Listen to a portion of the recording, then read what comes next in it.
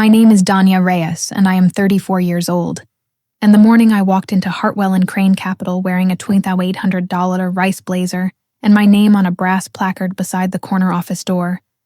I was holding a coffee cup so tightly my thumbnail left a dent in the cardboard sleeve that I didn't notice until 3 hours later. The elevator opened on the 14th floor at 7:52 a.m. I had timed it that way. Not too early. Early signals anxiety. Not at 9. Late signals arrogance. Sound 52 says, I am already thinking about the work. The receptionist, a young woman named Brielle Okafor, 22, fresh out of Baruch College, looked up from her screen and smiled that particular smile that people give when they have been told to be warm to someone new and aren't sure yet whether that person deserves warmth. I had seen that smile from the other side of her desk. For 3 years, I had mopped the floor 4 feet behind where she now sat. I had emptied the wastebasket beneath that desk, first the gray one with the broken wheel, then the chrome one they switched to in January of the second year. I had wiped down the desk surface every Thursday night while the office was empty, and the building hummed with recycled air and the particular silence of a place that holds money. Brielle said, Good morning, Ms. Reyes. Can I get you anything before the 9 o'clock? I said, I'm fine. Thank you, Brielle. She didn't know. She had no reason to know. The night cleaning crew came in at 8 p.m., after the last analyst left. The overlap was maybe 5 minutes, some evenings, and I had worked for 3 years at a company called Silverbright Facilities Management, which held the contract for this building, and the NDA I had signed with Silverbright covered everything I observed during those shifts. But it said nothing. Not one clause, not one sentence about what I already knew before I walked through the door the first night, because I had already known. That was the point. The placard on the door said Dania Reyes, Chief Executive Officer, the man whose name used to be on that placard, Graham Whitfield. Managing Director, was in the conference room at the end of the hall, waiting. He didn't know I was coming. He thought he was meeting the new board-appointed CEO. He was. Let me take you back to where this actually started, because if I drop you into the middle of it, you'll miss the part that matters. I had everything to lose. In September of 2019, I was 30 years old and living in a 1-bedroom apartment in Astoria, Queens, that I shared with no one and could barely afford. The rent was $1,640 a month. My salary at that time was $54,000 a year, as a junior analyst at a mid-sized asset management firm called Dalton Price Advisors, which occupied floors 11 through 13 of a building in Midtown that I arrived at every morning at 8:15 and left no earlier than 7 p.m. I had a plan. I had always had a plan. The plan, in its simplest form, make director by 33. Save $80,000, use the equity analysis skills I'd spent 4 years sharpening to launch my own boutique advisory practice with 2 clients I had already identified and informally cultivated. Be independent by 35. The plan was running on schedule. I was not somebody who got lucky. I was somebody who paid attention and worked in the spaces other people didn't want to be in. I had grown up watching my mother, Caridad Reyes, 56, a home health aide in the Bronx, do the invisible work. The work that happened in rooms where no one was watching, that made everything else possible, that no one thanked her for. She had taught me, without ever saying it in words, the person who moves through the room unnoticed sees everything. At Dalton Price, I had a mentor. His name was Gregory Ash, 49, a senior portfolio manager who had taken me under his wing genuinely and without agenda, which I understood was rare. He was the one who first told me about Hartwell and Crane Capital. They're mid-sized, but they punch above their weight, he said over lunch at a deli on 52nd Street. A Tuesday in November 2019. Graham Whitfield runs it. He's smart, but he's got a blind spot. He doesn't see risk coming from inside. Keeps everything close to his chest, but doesn't realize how much leaks out anyway. I asked what he meant. He looked at me with that particular expression of his, assessing, slightly amused. You're going to be running something someday, Dania. You should study how people build and how they fail. Hartwell is worth watching. I watched. 3 months later, I was laid off from Dalton Price in a round of cuts that had nothing to do with performance. 11 people gone in one afternoon. My severance was $18,000, and a firm handshake from a man in HR named Dennis, who had dry hands and couldn't meet my eyes. The plan didn't dissolve. It compressed. The layoff itself is not the wound. I want to be careful here because people will assume that's where the hurt lives. It isn't. The wound happened 4 months after the layoff. By then, I had taken a contract role at a smaller firm, cutting my income to $38,000 annualized while I figured out the next move. Gregory Ash had made some introductions. I had 2 meetings with people at Hartwell and Crane that went well. Not job offers, but doors left slightly open. On March 3, 2020, at 6:17 p.m., I got an email from a hiring contact at Hartwell named Victoria Lamb, 38, Head of Talent Acquisition. Dear Dania, thank you again for meeting with us last Tuesday. We've reviewed your materials carefully, and while your analytical background is genuinely strong, we've decided to move forward with other candidates whose profiles are a better fit for our current needs. We wish you the best in your search. I read it sitting at my kitchen table. I had made pasta that I hadn't touched. My hands were flat on the table on either side of the laptop. It wasn't a rejection that had a specific sting to it. It was the particular flatness of something you didn't fully expect, but somewhere new was coming. The way a door doesn't slam but just closes, gently, with a click. The next morning I called Gregory. He picked up on the second ring. I heard, he said before I could say anything. What did you hear? A pause. He had a specific pause, a gathering of breath that meant he was deciding something. Whitfield saw your file. He flagged it personally. Why? He flagged it as overqualified and underexperienced, which is a thing that doesn't make any sense. I think he looked you up. Another pause. I think he didn't like what he found. What Graham Whitfield would have found, if he looked me up. A LinkedIn profile showing 4 years of solid but not spectacular work at a second-tier firm. An undergraduate degree from Hunter College. Not Wharton, not Columbia. A last name that did not belong to anyone he already knew.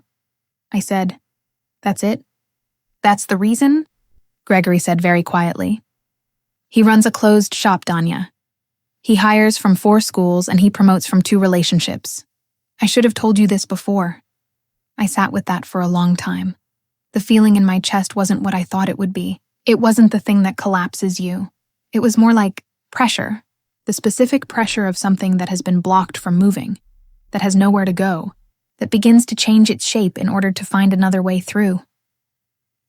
I thought about what my mother had said, without ever saying it. I thought about the person who moves through the room unnoticed.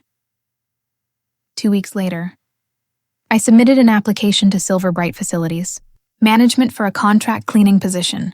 I wrote in the notes field. Available evenings. Familiar with corporate environments. Reliable. They hired me. The starting rate was $17.50 an hour. The weeks after the Hartwell rejection and the Silver Bright decision were the quietest I can remember.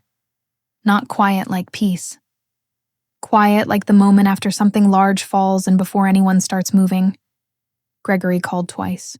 I let both calls go to voicemail. He left messages that were careful and kind and said nothing about what I was actually doing. He didn't know. I hadn't told anyone. My friend Priya Menon, 31, a therapist with a practice in Park Slope, came over on a Saturday and made me eat soup and watched 2 episodes of something with me on the couch without mentioning the job or the rejection or my resume, which was her specific way of saying I see you. I'm not going to push, she said at some point, pulling her coat on at the door. You're not falling apart, which worries me more than if you were. I said, I'm fine. She looked at me. I know you are. That's the thing. I've thought about that a lot. I know you are. That's the thing.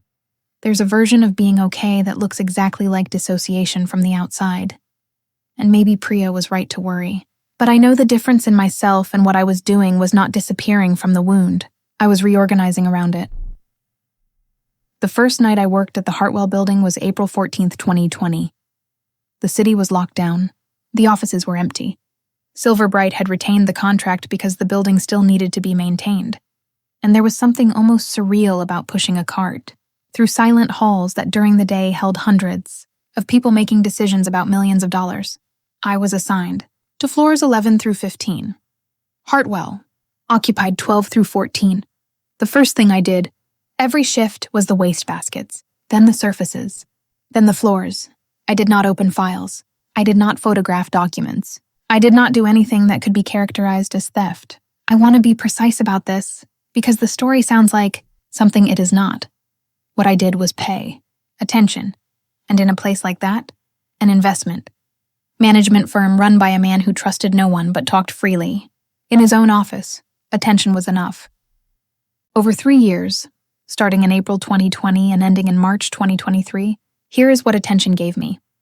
Graham Whitfield, 53, founder and managing director of Hartwell and Crane Capital, ran a $340 million fund with institutional clients spread across healthcare, real estate, and energy. He was considered by the financial press a careful and conservative steward of capital.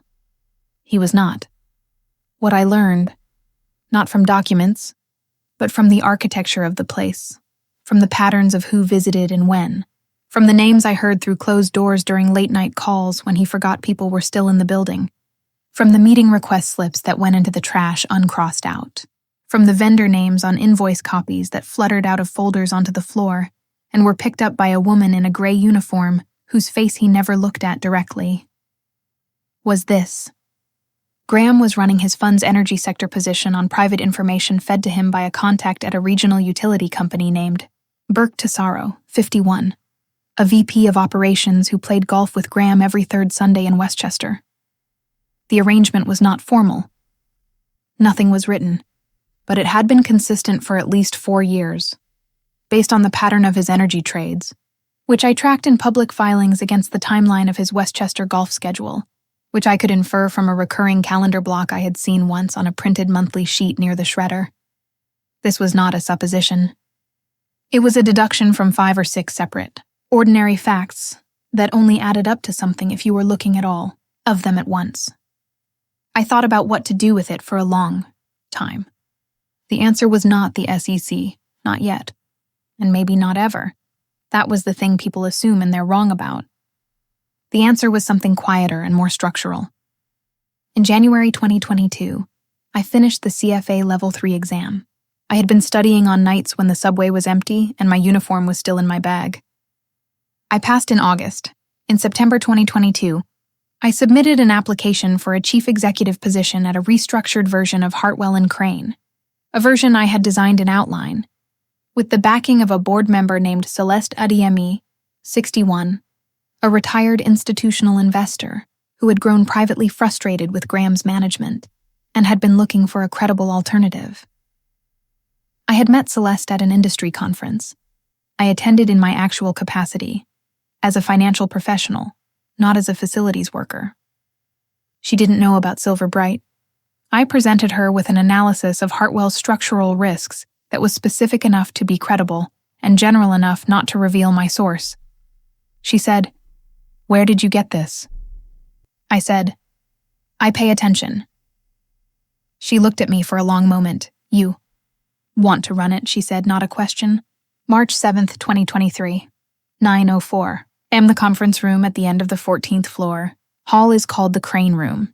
It has a glass wall, facing the interior of the office, and a view of Midtown through the east-facing windows. The table seats 12. That morning, there were 4 people in it. Celeste Adeyemi, board chair as of 30 days ago. Marcus Flood, 55, the firm's head of legal who had been briefed. A silent observer from the firm's institutional compliance auditor. And Graham Whitfield, who had been told this was a routine board governance meeting. He was sitting at the far end of the table when I came in. He looked at me the way people look at someone they can't immediately place, that specific flicker of the eyes that is trying to run a face through a catalog. Celeste said, "Graham, I'd like to introduce Dania Reyes, who has been appointed by the board as Chief Executive Officer of Hartwell and Crane Capital, effective today." The air in the room changed. He said, "I'm sorry, what?" Celeste said very calmly. "The board voted 12 days ago. Your transition package has been prepared. Marcus has the documentation." I sat down across from him and put my folder on the table.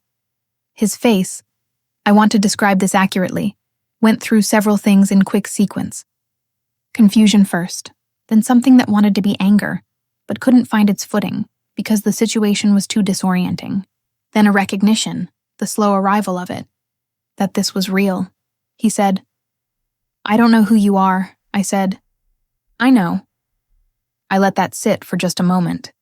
Then I said, "I've reviewed the fund's energy sector positioning over the past 5 years. The trade timing is notable, particularly in the third quarter windows of 2019 through 2022. I've prepared a summary for the compliance review that begins next week." His hands were on the table. They stopped moving. I kept my voice level. This was not theater. The thing I needed from this conversation was not for him to understand the scale of what I knew. It was for him to understand that I knew it, and that there was a path forward that did not require the information to leave this room, provided the transition was clean and cooperative. "I'm not here to damage what you built," I said.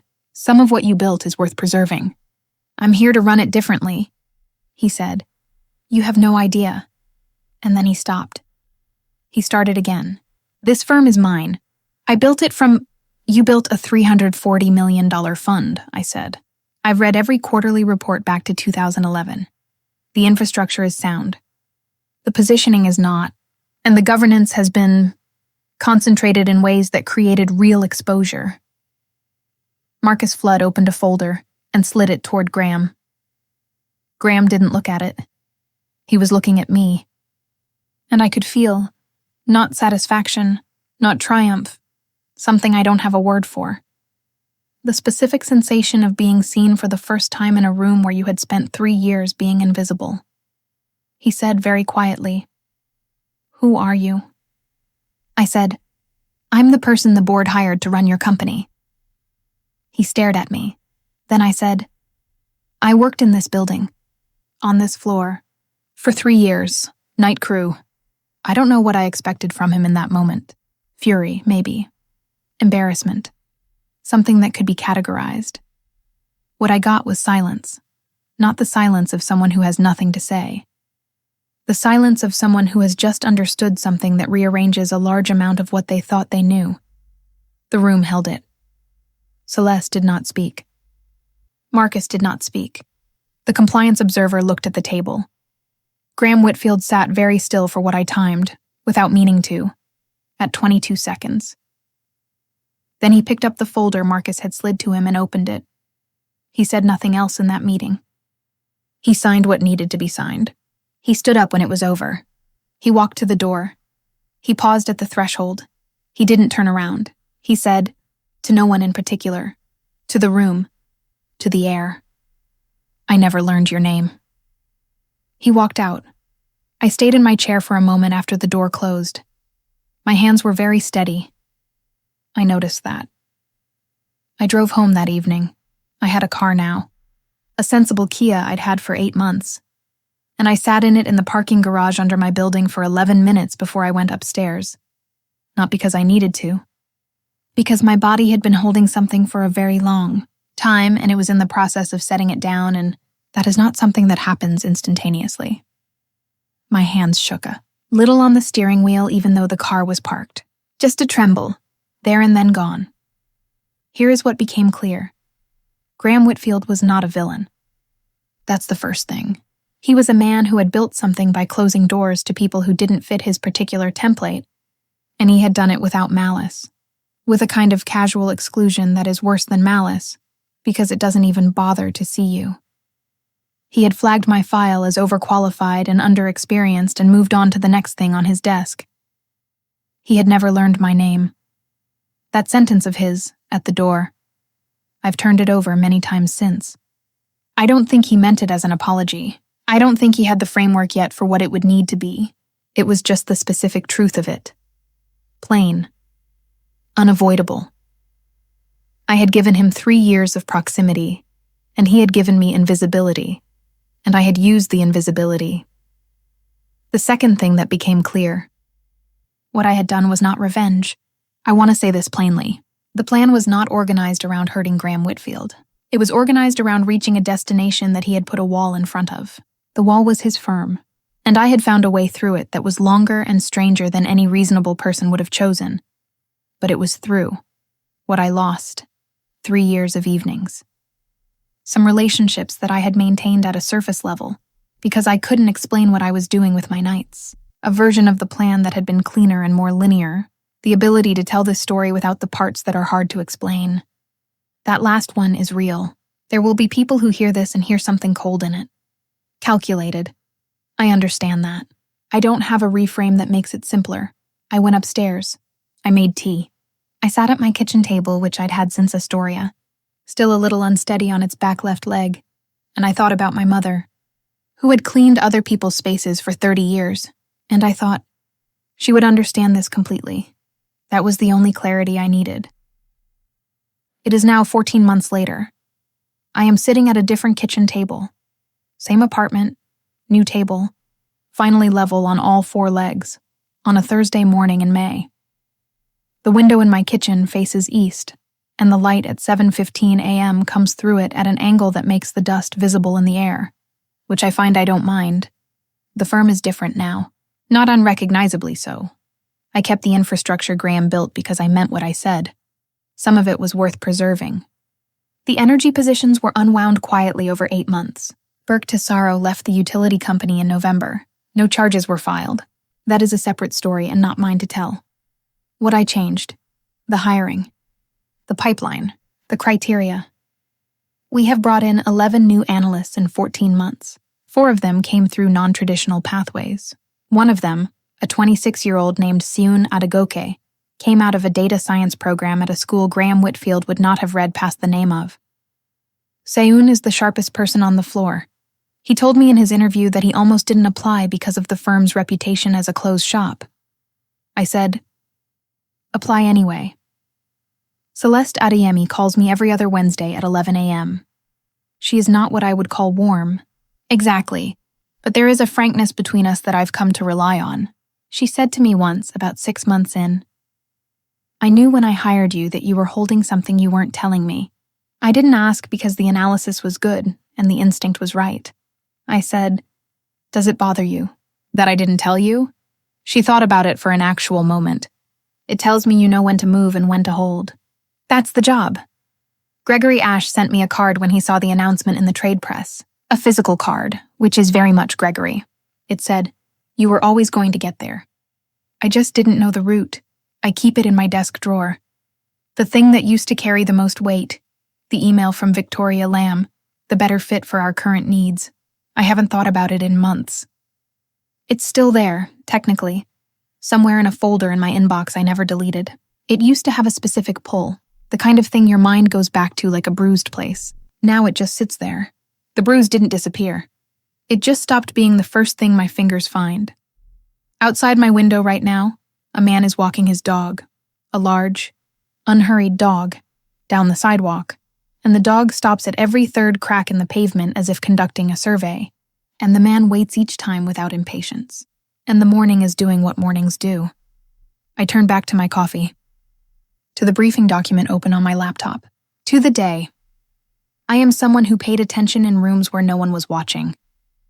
That's who I am now. That's who I was before. It didn't change me. It clarified me.